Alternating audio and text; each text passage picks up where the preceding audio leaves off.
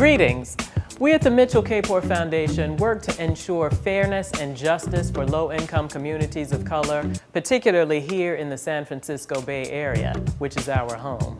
We support activities and activism that address inequalities through our 3 program areas: Green Access, Voting Integrity and Civic Engagement, and the College-Bound Brotherhood.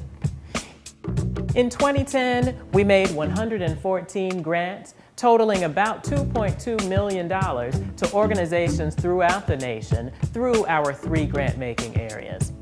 And while we are grant makers, we also strive to be participants and thought leaders in these various social movements by working closely with our community partners and our philanthropic peers. But I'll leave it to my colleagues to share more information and highlights of our work this past year.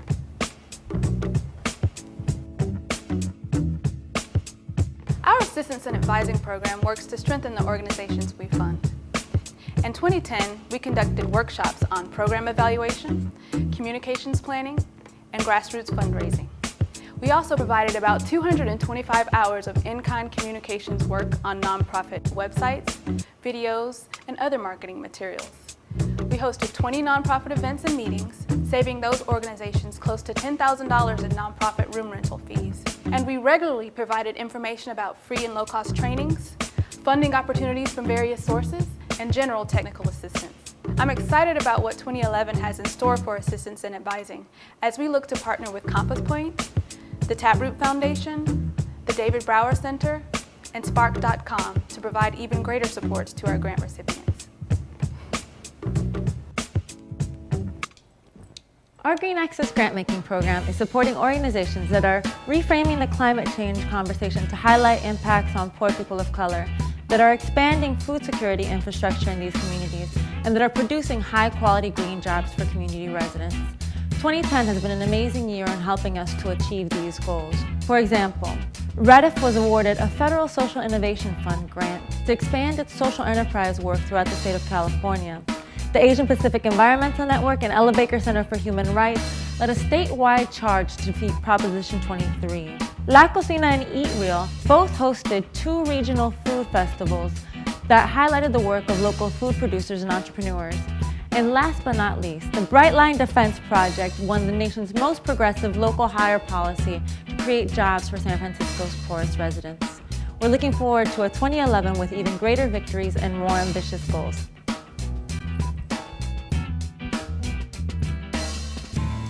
This year, VOICE, the Voting Integrity and Civic Engagement Program, continued our support of 16 key grant partners, working 1, to increase electoral empowerment of low-income communities of color, and 2, to improve the national electoral infrastructure and systems. In addition to these core grants totaling close to $500,000, we provided another $150,000 to groups working towards our goal of revitalizing democracy by inspiring every citizen to vote and ensuring that every vote counts. We also supported the participation of community members from the Bay Area to attend this year's United States Social Forum, which took place in Detroit.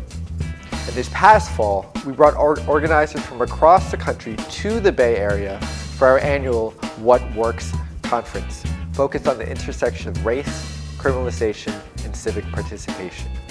The 2010 midterm election resulted both in Oakland's first Asian American mayor and its first female mayor, as well as the successful implementation of instant runoff voting, garnering national attention as a model voting reform. In each of these events, the role of community-led organizations like Oakland Rising was critical. In these uncertain times, we are proud and thankful for the opportunity to support these bright spots of hope.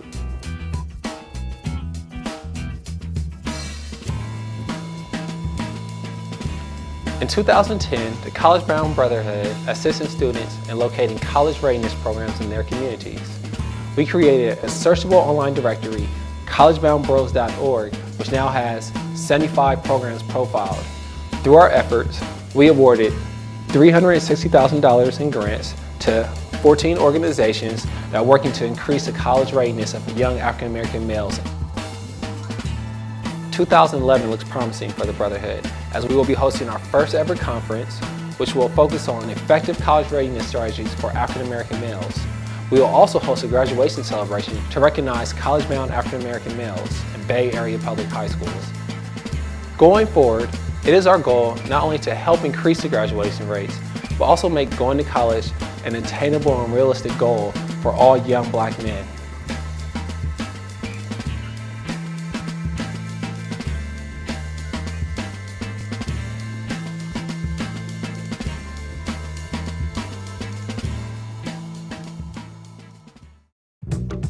We're very proud of our staff at the Mitchell Kapor Foundation.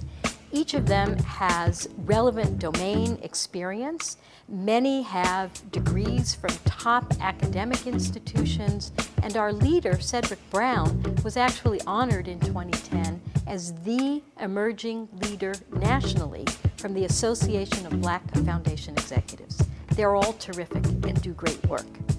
Other foundations and corporations could learn a lot from our experience in creating diverse leadership. We often hear that despite our being a small foundation, we have a big impact. So often what happens is that a small grant from us then allows a program officer at a much larger foundation to go to his or her decision makers and say, let's do this because we won't be the first in. We like to fund risky things. We like to fund new approaches, and we are not afraid of things not working. Looking forward to working with you in 2011. Great. Wonderful. It is 2 p.m. That's right. All right. Thank you. Thank you. All right.